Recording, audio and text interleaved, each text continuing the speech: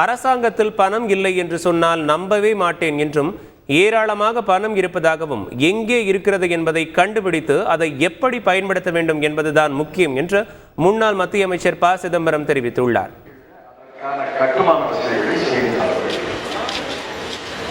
கழிப்பறை இல்லாத அரசு பள்ளியில எப்படி படிப்பாங்க?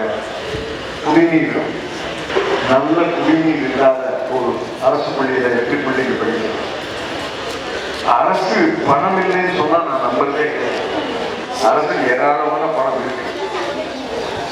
எங்க இருக்குது கண்டுபிடிச்சு அதை ஒழுங்கா செலவழிக்கிறது தான் பணம் இல்லை என்பதற்காக எந்த காரியமும் நின்றதே கிடையாது. நான் பல ஆண்டுகள் அரசில் இருந்திருக்கிறேன். இதுக்கு பணம் இல்லை அப்படின்னு சொல்லுவாங்க.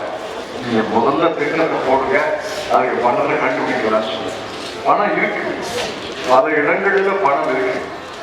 அதை எங்கே இருக்குன்னு தேடி அறிந்து அதை கொண்டு வந்து நல்ல முறையிலே பயன்படுத்தக்கூடிய அதிகாரிகள், அமைச்சர்கள் இருந்தால் நிச்சயமாக அரசு பள்ளியில அனைத்து கட்டுமான வசதிகளையும் தனியார் பள்ளிக்கு ஈடாக செய்யும். நெல்லை மாவட்டம் திசையன்விளை பஜாரில் அனைத்து வியாபாரிகளுடன் இணைந்து மாவட்ட பஞ்சாயத்து தலைவர் ஜெகதீசன் வெள்ள நிவாரணப் பொருட்களை வழங்கினார். மழை வெள்ள பாதிப்பு காரணமாக முகாம்களில் தங்க வைக்கப்பட்ட பொதுமக்கள் வெள்ளம் வடிய தொடங்கியதால் வீடுகளுக்கு திரும்பி வருகின்றனர். இந்நிலையில் அவர்களுக்கு நிவாரணப் பொருட்கள் வழங்கப்பட்டது. இதனால் பஜார் பகுதியில் கூட்டம் அதிகரித்ததால் சிறிது நேரம் போக்குவரத்து பாதிக்கப்பட்டது. செய்திகளை உடனுக்குடன் தெரிந்து கொள்ள உடனே சப்ஸ்கிரைப் பண்ணுங்க.